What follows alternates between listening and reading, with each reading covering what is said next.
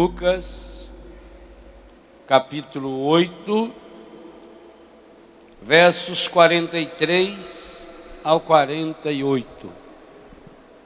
Lucas, capítulo 8, versos 43 ao 48.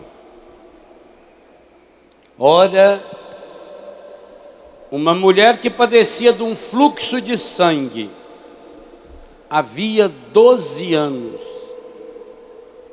e tinha gasto com médicos todos os seus bens, sem que nenhum a pudesse curar.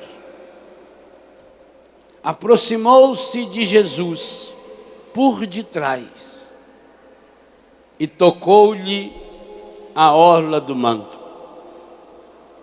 No mesmo instante, lhe parou o fluxo de sangue. Jesus perguntou: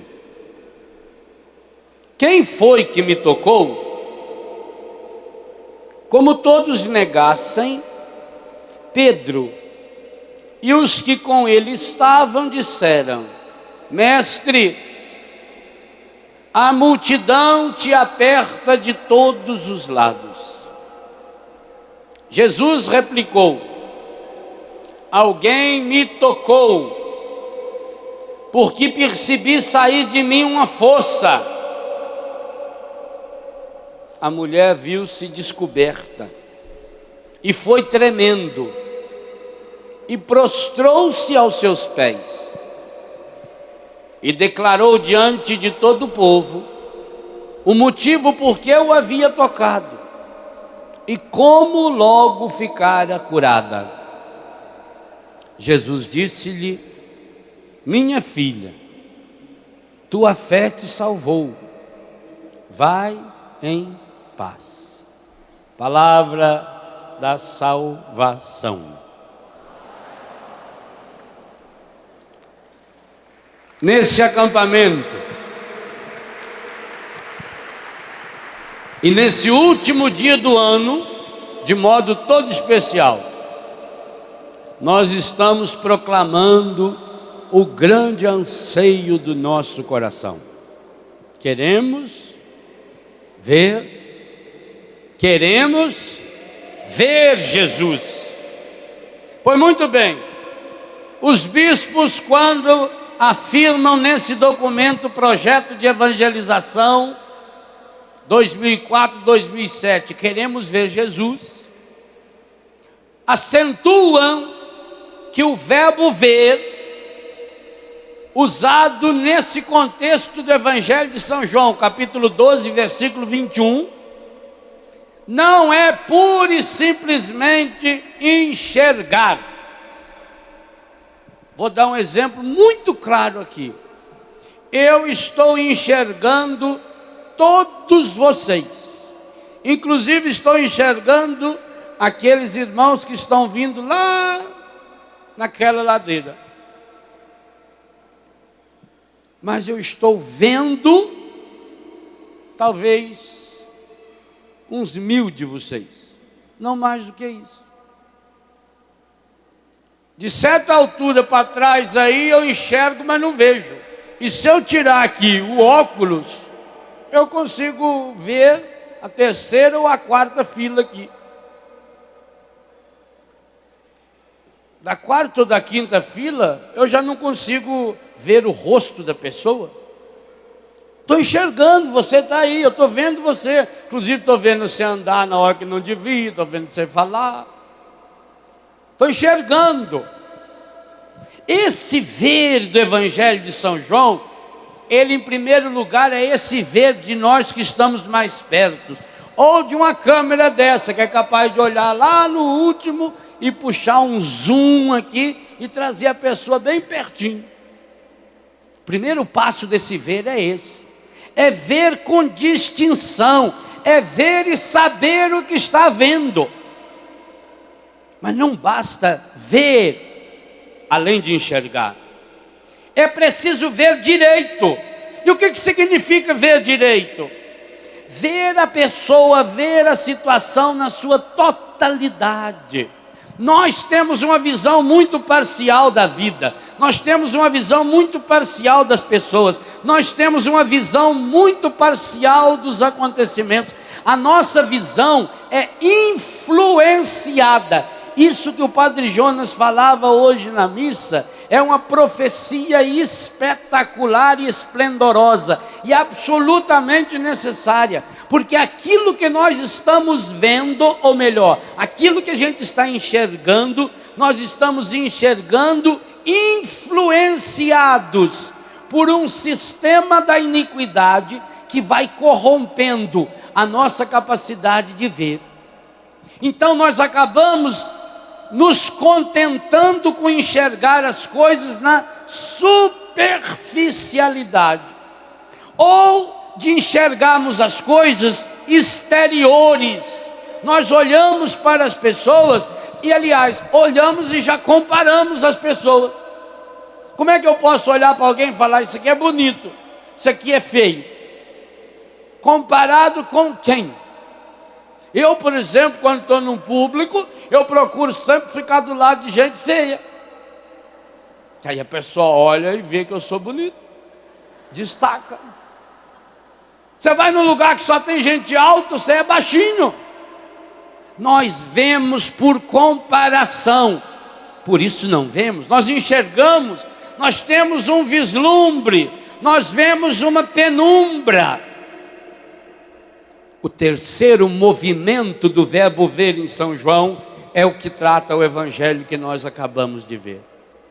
Quando São João fala ver, quando Jesus usa o verbo ver no evangelho de São João, e ele usa isso logo nas primeiras páginas, logo nos primeiros capítulos, quando os discípulos chegam para ele e perguntam: mestre, onde moras? Ele já usa essa expressão: vinde e vede. Vinde e esse vede significa faça uma experiência. E nós falávamos ontem, e repito, o documento é muito claro quando diz que nós precisamos levar as pessoas, através desse projeto de evangelização, a um encontro pessoal. Aliás, hoje a gente não rezou ainda, vamos rezar aquela oração, a oração que os bispos estão nos aconselhando a rezar, que está aqui no documento da CNBB, número 72. Eu rezo uma frase e vocês repetem, por favor. Nós estamos rezando só a primeira parte da oração. Pai, no início do terceiro milênio, Pai, no início do terceiro milênio, queremos ver Jesus, caminho, verdade e vida. queremos ver Jesus, caminho, verdade e vida. Agora o nosso primeiro pedido da oração: dai-nos pela ação do Espírito Santo, Dai-nos pela ação do Espírito Santo a graça de um encontro pessoal com Cristo vivo. a graça de um encontro pessoal com Cristo vivo. Essa é a grande meta para o dia de hoje, e que tem que nos projetar, como o Padre Jonas nos fazia nessa manhã, para o ano de 2005. Dai-nos com a força do Espírito Santo. Vejam bem, a Igreja do Brasil está dizendo que nós precisamos ser batizados no Espírito Santo. E quando você encontrar, seja lá um padre ou até mesmo um bispo, que falar que não existe a experiência do batismo no Espírito Santo, então manda ele na próxima assembleia da CNBB, ir lá na frente dos bispos e rasgar o documento na frente deles, porque foi eles que escreveram. Se alguém falar que não existe a experiência do batismo no Espírito Santo, então diga que o Padre Léo mandou um recado, que os bispos do Brasil são irresponsáveis. Para que eles escreveram uma coisa que vocês não acreditam? Eu acredito nos bispos da Igreja do Brasil. Eu acredito. eu beijo a mão de todo bispo com o qual eu me encontro, porque ele é um sucessor dos apóstolos. E que maravilha, quem escreveu isso aqui foram os sucessores dos apóstolos. Não foi um bispo, não foram 2 bispos, não foram 10 bispos, não foram os bispos do regional Sul 1, Sul 2 ou N3, foram os bispos da CNBB, todos eles. Esse texto foi aprovado pelos senhores bispos na Assembleia da CNBB em Itaici. E se você quer ser católico apostólico romano aqui no Brasil, ou você obedeça a esse documento, ou você tem que deixar de ser católico.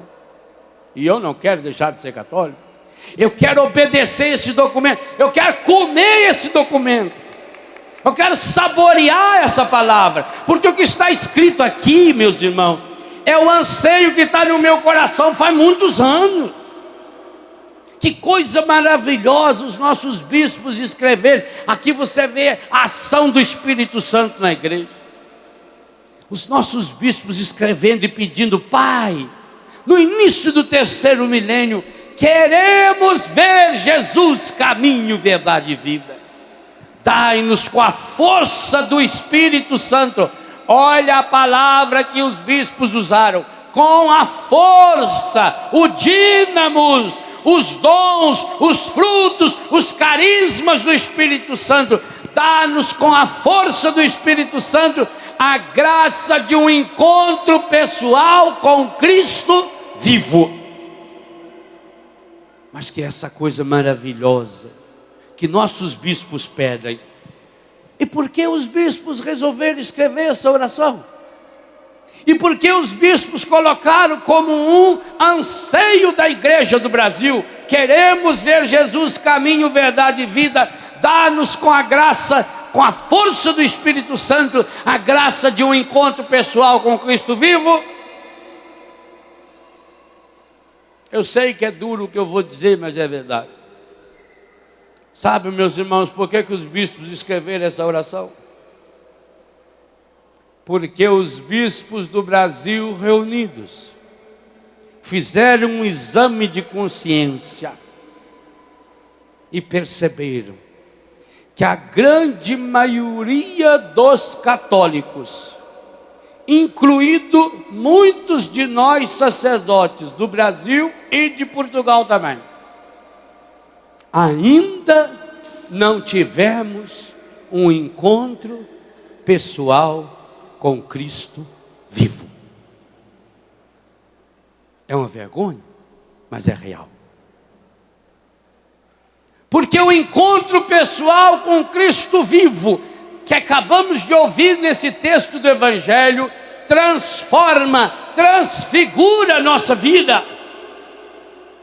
Aqui, meus irmãos, não existe nenhuma pessoa, e nem se juntar aos problemas de todos nós reunidos nesse centro de evangelização, que tenha metade dos problemas que tinha essa senhora anônima que se encontrou com Jesus no Evangelho. Esse texto é espetacular. Esse texto vem remoendo no meu coração faz pelo menos 15 anos, desde quando eu escrevi o livro Tocar ao Senhor.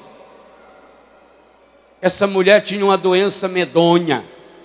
Essa mulher tinha uma hemorragia. E a hemorragia feminina, porque homem também pode ter hemorragia de outras formas. A hemorragia feminina, na verdade, é uma espécie de menstruação contínua. Imagine, muitas das senhoras já tiveram uma experiência assim, um mês que a sua menstruação, ao invés de demorar 3 ou 4 dias, demora aí 10 ou 15 dias. A fraqueza física que a mulher fica. Em pouco tempo ela está completamente anêmica. E os médicos sabem disso. Perde muitos elementos importantes do sangue, especialmente o ferro, por exemplo. E por isso a pessoa depois vai perdendo a sua imunidade. É uma doença tenebrosa. Mas acontece que no mundo da Bíblia, a hemorragia feminina, além de ser uma terrível doença física, era também uma terrível doença psíquica, afetiva. Porque entendiam as pessoas que a menstruação era como se fosse uma condenação. Que quando a mulher estava no seu período menstrual, ela estava impura. Então ela não podia ter contato físico com nenhuma pessoa e com nenhum objeto, com nenhuma coisa.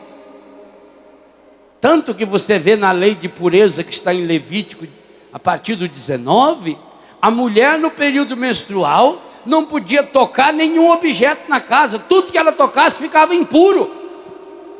Não podia ter nenhum contato com o homem, mas não só contato íntimo. Não podia cumprimentar um homem, mesmo que esse homem fosse o seu marido, ou o seu filho, ou a sua filha. Vocês imaginam então essa senhora que estava há 12 anos, fazia 12 anos. Quanto tempo faz que você não recebe um abraço apertado?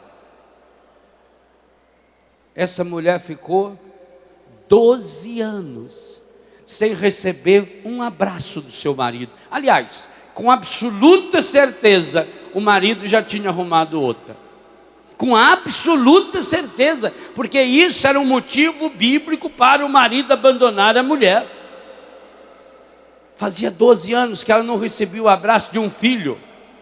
Fazia 12 anos que ela não recebia a visita do pai ou da mãe, ou de um vizinho, de um amigo. Fazia 12 anos que ela não tocava na mão de uma pessoa.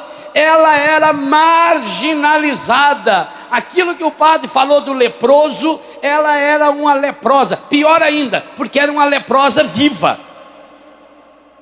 Vocês imaginam como estava o coração dessa hemorroísta? Vocês imaginam o complexo de inferioridade que essa mulher acabou desenvolvendo? Vocês imaginam as doenças que ela acabou somatizando, porque cada vez que ela repetia para si mesma: eu sou impura, eu sou abandonada, eu sou desprezada, eu não presto, ninguém pode tocar-me, ninguém pode chegar perto de mim. Cada vez que ela vai reafirmando isso, o seu organismo vai reproduzindo doença, doença, doença. E vocês imaginam quantas doenças essa mulher não devia ter em consequência dessa perda contínua e constante de sangue. Mas pior, muito pior, além de uma doença física que tirava toda a sua força, com certeza ela tinha muita dificuldade de caminhar. Possivelmente ela tinha uma bengala ou um andador feito esse que a senhora andou agora há pouco aqui dentro, porque ela não podia tocar em ninguém, não podia segurar em ninguém para andar. Além dessa doença física, dessa fraqueza, além dessa doença afetiva, ela não podia ir numa mercearia comprar nada de comida. Até mesmo os médicos não puderam curá-la, porque, é claro, os médicos também não podiam colocar a mão na mulher. O médico não podia examiná-la, ele não podia falar: senhora, vem aqui, faz favor, deita aqui, que eu vou fazer um exame na senhora. Não tinha ultrassom, não tinha tomografia computadorizada, não tinha ainda exame de urina, não tinha ainda exame de sangue. Era uma medicina rudimentar de 2000 anos atrás. A medicina rudimentar, os médicos mais antigos sabem disso, ela é feita inteirinho na mão. Quando você tiver a graça de se consultar com um médico idoso, e se você tiver conhecer um médico idoso, vá fazer uma consulta com ele para entender o que era a medicina de algum tempo atrás. Primeira coisa que ele vai fazer é botar a mão em você. Ele bate a mão, bate nas costas da mão, escuta. Lá em Brusque, Santa Catarina, tinha um médico, ele já faleceu, o Dr. Carlos Moritz. Ele me contou que tinha um professor deles da Faculdade de Medicina em Florianópolis, que no dia da prova, 2 ou 3 alunos eram escolhidos para fazer a prova. E aquele aluno escolhido para fazer a prova na véspera, tinha que levar dinheiro no bolso para a prova no dia seguinte. porque a prova era no mercado público municipal de Florianópolis. Diz que o professor chegava, escolhia uma abóbora e falava: você que vai fazer a prova aqui, ó, pega essa abóbora. Essa abóbora está madura, essa abóbora está verde, essa abóbora está verdolenga por dentro. Então ele tinha que bater com o dedo, escutar, para ver o barulho que fazia dentro da abóbora. E dizia: está verdolenga. Tem certeza? Tem. Parte a abóbora então. Está verdolenga? 10. Não está? É 0. Vai aprender. Então eles viviam escutando. Madeira oca. O médico fazia oco na madeira, colocava coisa lá dentro para bater na madeira e treinar o ouvido, treinar a sensibilidade, treinar a mão. Pois essa coitada dessa mulher, ela não podia ter uma consulta digna, porque o médico não podia chegar perto dela, senão o médico seria impuro, até porque a maioria dos médicos era da classe sacerdotal. Mas muito pior, além dessa doença física terrível, além dessa doença psíquica afetiva, você sabe o que é ficar 12 anos sem receber o abraço do seu marido, da sua mulher, do seu pai, de sua mãe, do seu filho, da sua filha? Pensa bem o que é isso. Um aperto de mão, sem celebrar um aniversário, sem poder ir num aniversário, sem poder ir num velório. Quem sabe a mãe dessa mulher morreu nesses 12 anos e ela não pôde ir no velório, porque ela não podia ir aonde tinha muita gente. Se fosse um encontro como esse aqui, ela não podia vir. Ela vivia escondida. Essa mulher vivia com um pano na cabeça, para que ninguém enxergasse quem ela era. Mas muito pior, que essa doença física, que essa doença psíquica, era a sua doença espiritual. Porque, meus irmãos, ela foi educada desde pequena e todo mundo pensava assim. Era assim que a sociedade pensava. A gente não deve condenar as pessoas do passado que pensavam diferentes, porque cada um vai pensando conforme a evolução do seu tempo. Ela aprendeu desde pequeno que quando uma mulher, nesse caso, tivesse uma doença dessas, da mesma forma quando uma mulher fosse estéril, que ela era amaldiçoada por Deus. Misericórdia, olha que ideia medonha. Era sinal de que Deus não olhava para ela, pior ainda, era sinal de que Deus a desprezava, pior ainda, era sinal de que Deus tinha lhe mandado essa enfermidade. E era assim que essa mulher estava convencida. Pense por 1/1000 de segundo no sofrimento, na dor, na angústia, na frustração, na decepção na qual vivia essa mulher. Pois tudo isso que estava dentro do seu coração, ela que já achava que não tinha mais saída para a sua vida, ela que não tinha mais horizontes, porque efetivamente não tinha mais nem forças físicas para isso, agora de longe ela vê um homem completamente diferente. Inclusive, se você tiver com a sua Bíblia aberta, volte uma página de São Lucas, Lucas capítulo 8. Veja o contexto que gerou essa fé, essa expectativa e essa esperança nessa mulher. Só o capítulo 8. Piedosas mulheres acompanhavam Jesus. Jesus era seguido por mulheres, inclusive mulheres de má fama. Eu vou voltar a falar em algumas delas hoje de madrugada. Os 12 estavam com ele, como também algumas mulheres que tinham sido livradas de espíritos malignos e curadas de enfermidades. Maria, chamada Madalena, da qual tinham sido expulsos 7 demônios. Joana, a mulher que era casada com o procurador de Herodes. Susana e muitas outras. Logo em seguida, a parábola do semeador, a mãe e os irmãos de Jesus. Depois vem o grande milagre da tempestade acalmada. E depois o grande milagre da expulsão daquela legião de demônios que acabou indo para os porcos e que nem os porcos quiseram viver com o demônio. Vocês vejam esse texto que antecede, é espetacular. Os demônios pediram para morar com os porcos, mas os porcos não quiseram morar com os demônios. O porco preferiu o suicídio do que viver com o encardido. Então você também, no mínimo, seja igual ao porco. Não queira viver com o encardido. É logo depois desse contexto, e isso que as pessoas comentavam, criou naquela mulher a expectativa. Jesus estava, logo depois do episódio dos Gadarenos, Jesus volta, é recebido por uma multidão que o esperava. O chefe da sinagoga, o Jairo, foi ao encontro, lançou-se aos pés e pediu que Jesus fosse à casa dele, porque ele tinha uma filha com 12 anos que estava para morrer.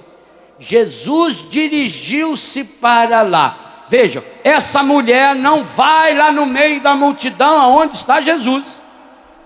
Ela aproveita que Jesus estava andando. Nós estamos falando de roça, nós estamos falando de zona rural, de interior. Jesus está andando, a multidão vai junto com ele. Quando essa mulher escuta aquele zum-zum, ela teve a mesma sensação do cego de ontem. O cego que começou a berrar: tem compaixão de mim. Só que ela não podia berrar. É pior do que o cego. O cego ainda podia esbravejar e gritar, ela não podia. Porque se ela desse um grito, chovia pedra em cima dela na hora. E as pessoas que iam jogar pedra nela, jogariam achando que estava prestando um culto a Deus, porque era alguém que era uma afronta para Deus. Essa mulher estava tão aniquilada que ela não podia nem falar. Ô meu irmão, minha irmã, tenho absoluta certeza que você já passou por uma situação como essa. Inclusive nós padres, eu já passei, você também. Há situações em nossa vida em que a nossa dor é tão grande, em que o nosso pecado é tão grande, em que a nossa enfermidade é tão grande, que a gente não tem ou não pode nem mesmo falar para alguém. O silêncio medonho. Pois o evangelho que nós estamos meditando nos diz que Jesus escuta esse silêncio.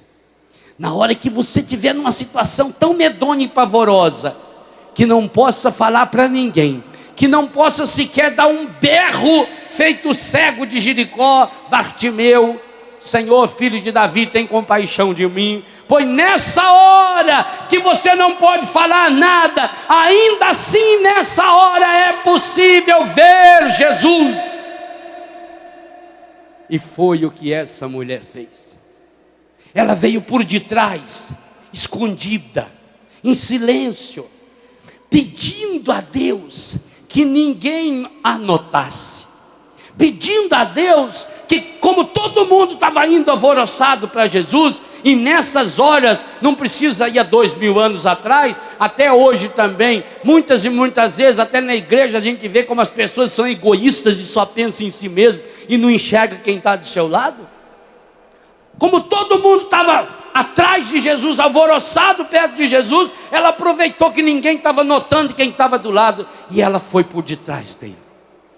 E ela pensou: se eu tocar, porque ela sabia, ela não podia chegar lá, se ajoelhar e pedir: Senhor, tem piedade de mim. Ela não podia falar nada. Olha a delicadeza dela. Ela sabia que ela não podia tocar no braço de Jesus, porque se ela tocasse no braço de Jesus, Jesus ficaria impuro. Essa mulher, gente, foi delicada até na sua dor. E aqui também uma coisa muito importante: quando a gente treina o coração para a delicadeza de Deus, mesmo quando a gente está submetido às piores dores, a gente não perde o essencial. Santidade não se improvisa. Santidade é gestada, é forjada ao longo da nossa vida. Essa mulher foi mulher. Por isso nós precisamos aprender com as senhoras, as mulheres. Eu vou falar nisso hoje à tarde. As mulheres, imagens mais perfeitas que Deus criou de si mesmo, têm uma delicadeza que reflete o próprio Deus. Quantos de nós aqui já não vimos ou ouvimos ou ficamos sabendo de nossa mãe silenciosamente chorando, de nossa mãe que era capaz de deixar o melhor da comida para nós, de nossa mãe fingir que já tinha comido, só para a gente poder comer mais um pouco, e ela tinha capacidade de ficar em jejum ou passar fome, para que seu filho não passasse. Ah, é essa delicadeza de mulher que essa hemorroíça não perdeu. Para não ofender Jesus, ela pensa: se eu tocar nem que seja na orla do seu manto. Orla é a beirada, mais do que a beirada. A orla, os mantos dos pregadores eram mais ou menos como algumas calças jeans que tem hoje, aquela lá também tem, que não faz a barra e fica aquilo tudo desfiado. Aqueles fiapos que ficam aqui quando a pessoa não faz a barra, aquilo chama-se a orla. Como tem a orla marítima é lá naquela beirinha da praia. A orla não é nem a túnica, hein? A orla é só os fiapos da túnica. Até porque antigamente não tinha overlock para fazer acabamento, essas coisas. Eles cortavam o pano com o tempo ia desfiando. Era assim, dava nó, né? Eu tenho uma coxa da minha cama lá, a cabeça dela é daquele jeito. Tem a orla. Ela vai, olha a delicadeza, ela não toca nem no pano. Ela toca na orla, naquele fiapinho que está voando. Porque ela pensou: se eu tocar nem que seja na orla do seu manto, eu serei curada. E ela vai, corajosa, com muito medo, mas corajosa. Aliás, essa é uma dupla dimensão que acontece conosco quando estamos numa situação difícil. O medo nos dá coragem, a coragem nos dá medo. É igual aquela esperança desesperada e aquele desespero cheio de esperança. E ela vai e toca, suavemente, rela, como diz o mineiro, na orla do manto de Jesus. E Jesus para. E é um grande silêncio. E Jesus vira e faz uma pergunta que parece muito óbvia: quem foi que me tocou? Os apóstolos começaram a rir. São Pedro chamou ele do lado e falou: mestre, por favor, o senhor está parecendo artista da Globo. Olha para o senhor ver, a multidão te comprime, a multidão aperta o senhor para todo lado, todo mundo está cotovelando nós aqui. Eu mesmo já levei cotovelada até na nuca. E o senhor agora dando uma de estrelo, quer saber quem foi que deu um esbarrãozinho no senhor? Faz favor. Jesus olhou para Pedro com aquele carinho que lhe era peculiar, aquela vontade infinita de chamá-lo de anta, empacada, sem misericórdia, e disse: Pedro, sua anta. Esse sua anta, ele só pensou: eu não estou perguntando quem foi que se esbarrou em mim. Eu estou perguntando quem foi que me tocou. Aqui está a diferença. E a mulher então, vendo-se descoberta e sentindo que estava seca, ela percebeu na hora. Foi um milagre muito lindo. Aliás, esse milagre aconteceu lá em Fátima também, na última aparição de Nossa Senhora de Fátima. Porque tem gente que fala: como é que essa mulher, se ela tinha hemorragia e constantemente estava molhada, sangrando, como é que ela ia saber que na hora estava curada? O fenômeno que aconteceu em Fátima, quando o último dia que Nossa Senhora apareceu, e que os pastorinhos avisaram que ia ser o meio-dia, e que ia ter um sinal maravilhoso no sol, E choveu a manhã toda, e quando faltava 15 para meio-dia, estava todo mundo molhado, ensopado, e já tinha jornalista fazendo piada. Em questão de minutos, o tempo abriu, o sol se pôs, o sol se movimentou, e o maior fenômeno, 70 mil pessoas que estavam ali presentes, estavam completamente secas, como se nunca tivessem sido molhadas. É esse mesmo fenômeno que acontece com essa hemorroíça. Quando Jesus pergunta, quem foi que me tocou? Essa mulher percebeu, ela estava completamente seca, ela não tinha nenhum sinal, ela não tinha nenhum resquício da hemorragia. Então ela diz, fui eu, Senhor. E aí Jesus olha para ela e diz, minha filha, agora vem a libertação, agora vem a restauração, vá em paz, tua fé te salvou. Ela que foi curada fisicamente, agora foi curada afetivamente, vá em paz, mas também foi curada espiritualmente, tua fé te salvou. Meus irmãos e minhas irmãs, é isso que nosso Senhor deseja falar a cada um de vocês, a cada um de nós, no último dia do ano de 2004. Hoje o Senhor quer olhar para mim e para você e dizer também, vai em paz, meu filho, vai em paz, minha filha, tua fé te salvou. Mas para isso, o Senhor precisa que você tenha a coragem de, não obstante o seu passado, não obstante a sua história pecaminosa, até porque pela bênção dessa Santa Missa estamos zerados, que você hoje, não obstante o seu passado, o seu pecado, as coisas estragadas da sua história, que hoje você tome a decisão de ter, custe o que custar, eu não saio desse rincão, eu não saio desse centro de evangelização, eu não saio desse acampamento enquanto eu não tocar o Senhor.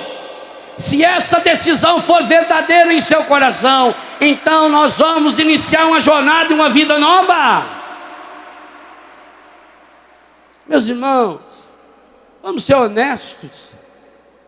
Há um ano atrás, quando falava-se que quem sabe no ano que vem nós estaríamos celebrando esse acampamento num novo rincão, um pouco maior do que aquele, um rincão que iria caber 40 mil pessoas sentadas, e depois falar em 60 mil, e depois falar em 80 mil, e agora nós estamos num trem que até rincão ficou pequeno, teve que chamar centro de evangelização. Aqui cabe mais ou menos 120 mil pessoas. Quem iria acreditar nisso? Sabe quem acreditou nisso? Padre Jonas, Zé e Companhia Limitada, porque viram o Senhor. Esse é o segredo.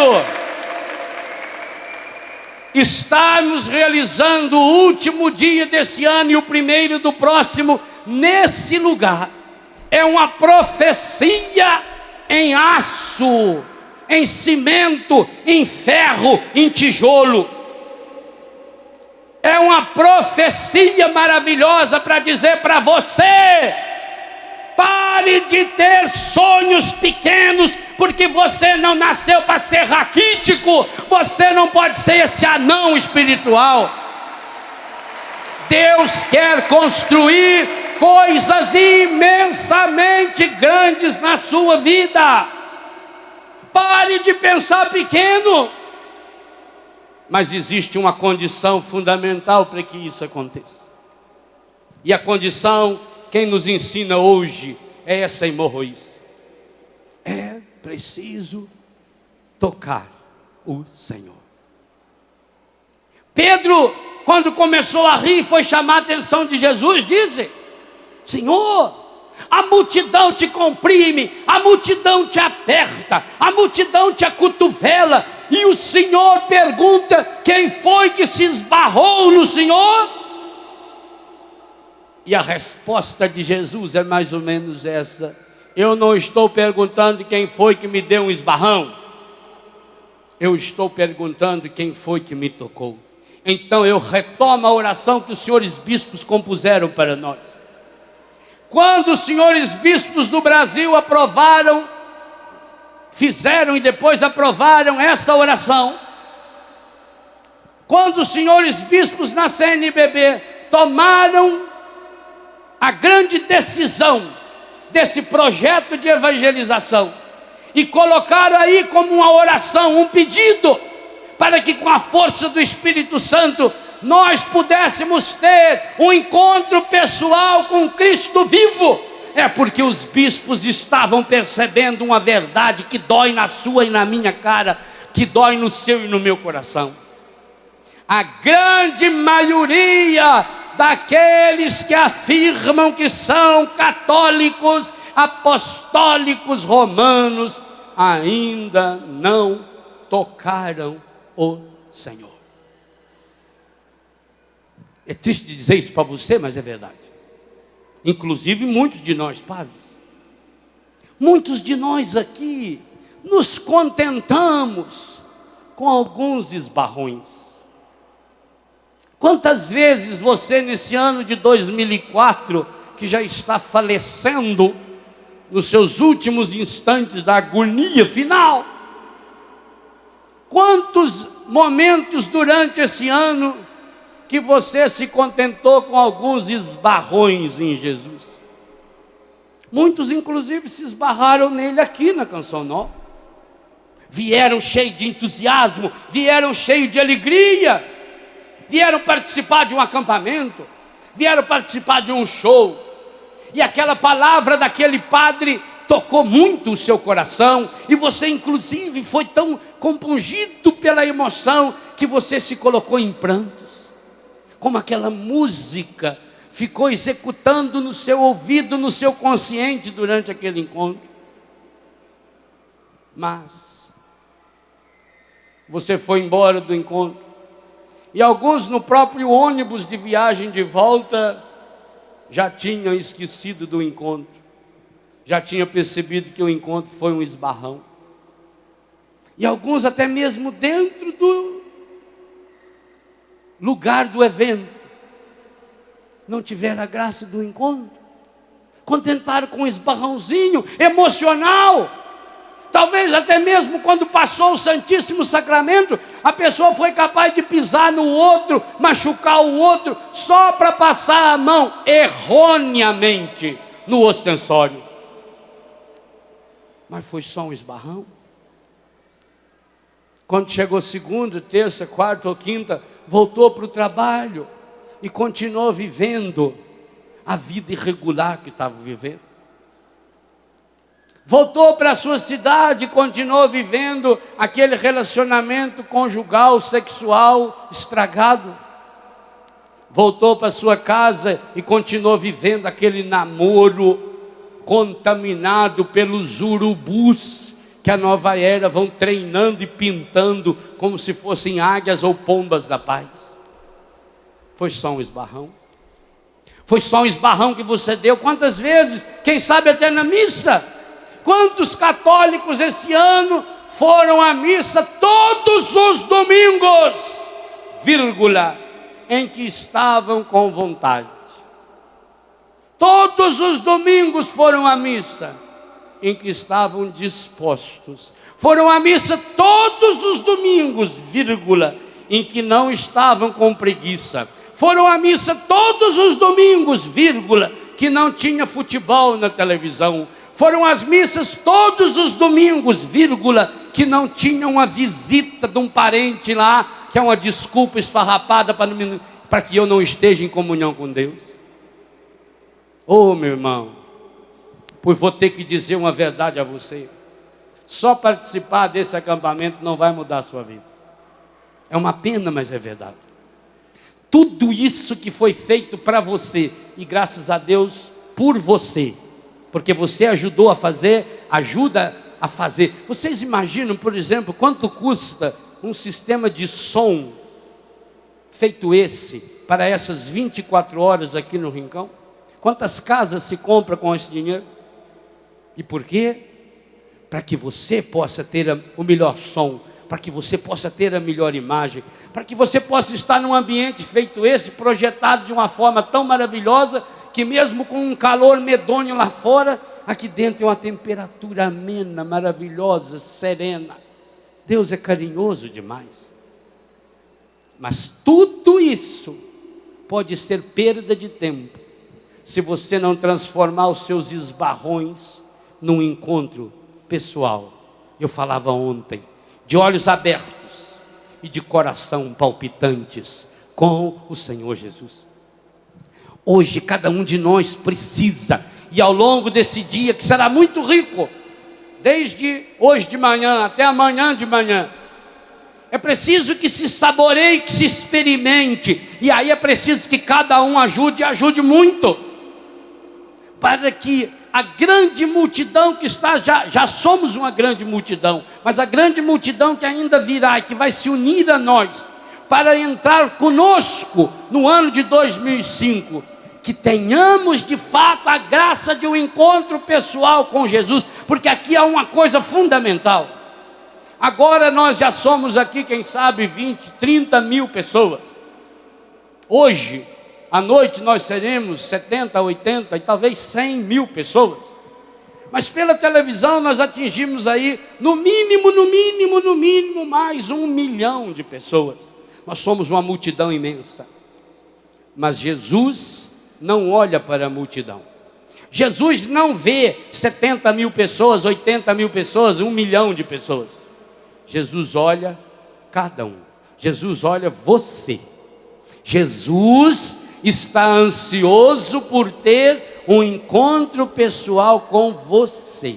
Você. Cada um é único. Cada um aqui que o coração está batendo. O coração de todos não está batendo ao mesmo tempo, porque Deus está amando cada um. Cada um que agora está respirando, é o Senhor dizendo: eu quero ter um encontro pessoal com você. Mas acontece que você é meu irmão, você é minha irmã, você é meu filho, você é minha filha. Há quanto tempo? Há quanto tempo você está transformando nossos encontros em esbarrões? Que pena. Que pena de que muitos de nós, estou falando também para mim, que pena que muitos de nós, tendo a graça de um encontro maravilhoso com o Senhor, um encontro que pode restaurar, renovar, mudar, transformar a nossa vida, nos contentamos com as migalhas de alguns esbarrões. Não, meus irmãos, por isso é preciso muitas vezes que a gente chegue numa situação igualzinha essa hemorroída. Quem sabe você ainda não chegou ao fundo do poço. Quem sabe você ainda não se convenceu de que já esteve à beira do abismo. Talvez quando se convencer possa ser tarde demais. Talvez você esteja há muitos anos inventando desculpas. Eu sou assim porque meu temperamento é assim. Eu sou desse jeito porque a minha educação foi assim. Eu sou assim porque eu tive muitos traumas na infância, eu tive muitos traumas na adolescência. Eu sou assim porque eu tenho muita dificuldade na minha família, porque eu tenho dificuldade familiar, porque eu sempre fui injustiçado. Eu sou assim, eu sou assado. Não, meu irmão, isso é desculpa. Porque o nosso destino não está preparado. O nosso destino não está escrito nem nas estrelas e nem nas conchas e nem nas cartas. O nosso destino está escrito no coração de Deus. E quando Ele escreveu o destino de cada um de nós, Ele colocou no destino de cada um de nós a palavra céu. Você foi destinado para o céu. Você precisa ser criador de céu. Nós fazemos o nosso destino. Nós fazemos a nossa história. Chega de acreditar nos fatalistas da história que cruzam os braços e ficam inventando argumentos e mais argumentos para justificar a hipocrisia de vida que vem vivendo. Porque essas pessoas são absoluta e completamente infelizes. Quando os nossos bispos colocam em nossa mão um documento pequeno, em linguagem simples, aonde fala que queremos ver Jesus, é o anseio mais profundo, mais íntimo do coração humano, está dizendo exatamente isso a meu respeito e a seu respeito. Nós estamos nos contentando com alguns esbarrões. Nós não estamos conseguindo enxergar além do óbvio, além do obstáculo. Falta-nos essa visão especial, espiritual, divina, que só o Espírito Santo coloca em nós, pela fé, a capacidade de ver o que está além do obstáculo. Se você de fato deseja, anseia profundamente ver Jesus, é preciso aprender a ver a vida com os olhos de Jesus. Por isso que o evangelho de hoje dizia: o verbo de Deus se fez carne e habitou entre nós.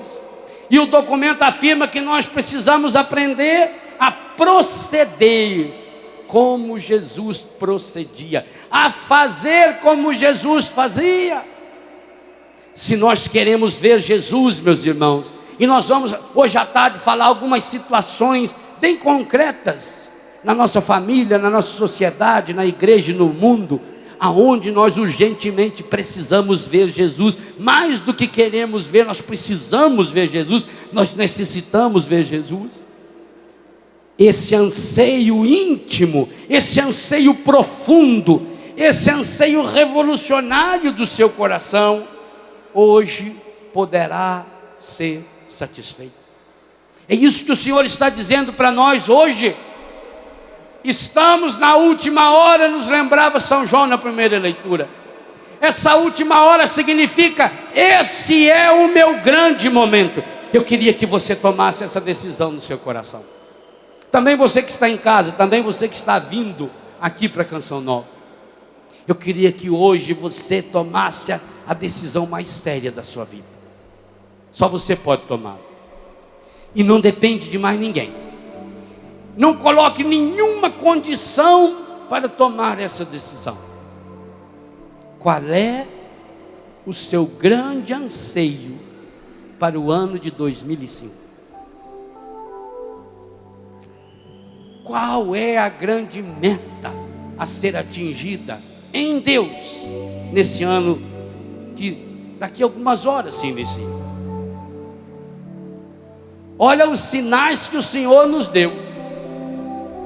O Senhor encerrou a manhã de hoje com a Santa Missa que iniciou o dia, e onde cada um recebeu a graça de uma indulgência plenária.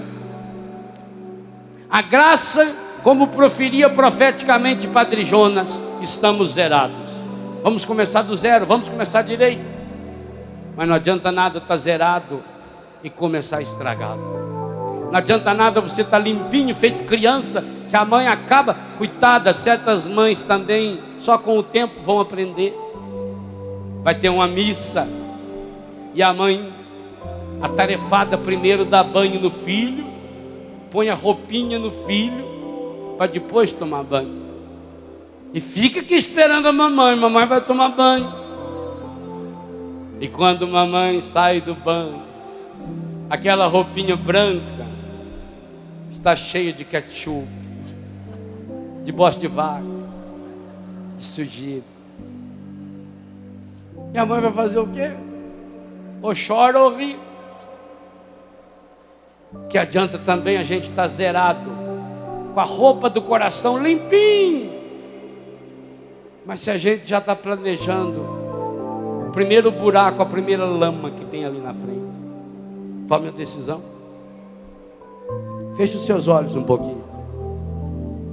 Faça o silêncio mais profundo que você conseguir, ajudando inclusive seu irmão do seu lado a fazê-lo. E nesse silêncio profundo, Olhe-se em Deus. Retome a sua vida em Deus nesse silêncio. Perceba o quanto da sua vida tem sido semelhante à vida dessa hemorroísta que na manhã de hoje teve esse encontro pessoal com Jesus. Coloque-se no lugar dessa hemorroísta. Imagine-se num lugar meio deserto, você sozinho, sozinha. Imagina a última vez que você ficou sozinho. Recorda-se daquela solidão, principalmente triste. Você, além de sozinho, estava amargurado, angustiado, preocupado. Seu coração apertado, porque você tinha perdido um ente querido, porque aquela pessoa que você amava foi embora, porque alguém cometeu um pecado, um crime, um erro, tomou uma decisão muito negativa na sua família. Sua filha abandonou o marido, seu filho abandonou a esposa. Você estava sozinho, não sabia o que fazer. Era de madrugada, o seu filho não tinha chego ainda. E você sabia muito bem que ele estava na droga, que ela estava na prostituição. Você sozinha e o seu marido estava na rua, e você sabia que o lugar que ele frequentava era um lugar de pecado. Sabia que ele ia chegar bêbado, como tantas vezes chegou bêbado, brigando. Talvez você se encontre naquele dia desempregado, envergonhado. Mais uma vez você foi mandado embora. Por que será que sua vida nada dá certo? Por que será que tantos problemas na sua vida? Talvez você se encontre também fisicamente abatido, feito essa coitada. Talvez você tenha uma enfermidade no sangue. Pode ser até em consequência de um pecado seu, de uma irresponsabilidade. Você se contaminou com essa doença, com esse vírus, com esse protozoário. Talvez seja uma doença nos seus ossos, na sua coluna. Talvez seja uma doença que faça você ficar muito semelhante a hemorroísta e a Lázaro, fedido. Você se sente mal. Parece que ninguém quer chegar perto de você.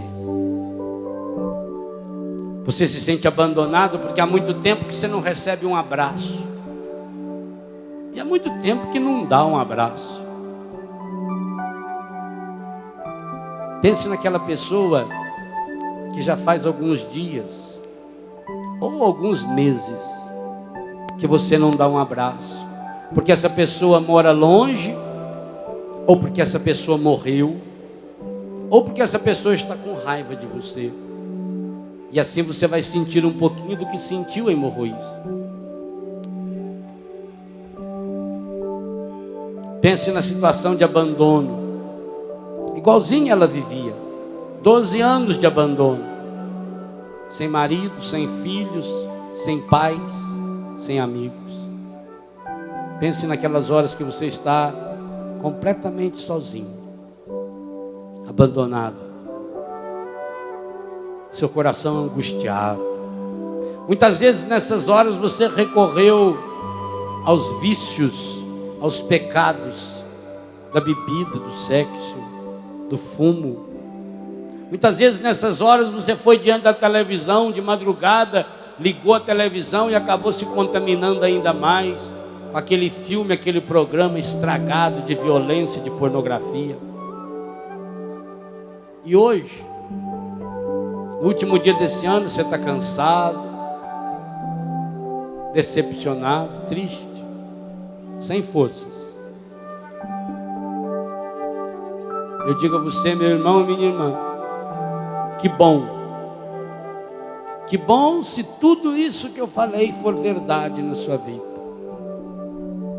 Que bom. Desde que você hoje pegue sua vida inteira na mão, põe sua vida na palma da sua mão, olhe para a sua vida, olhe para a sua solidão, olhe para os seus estragos e tome a decisão.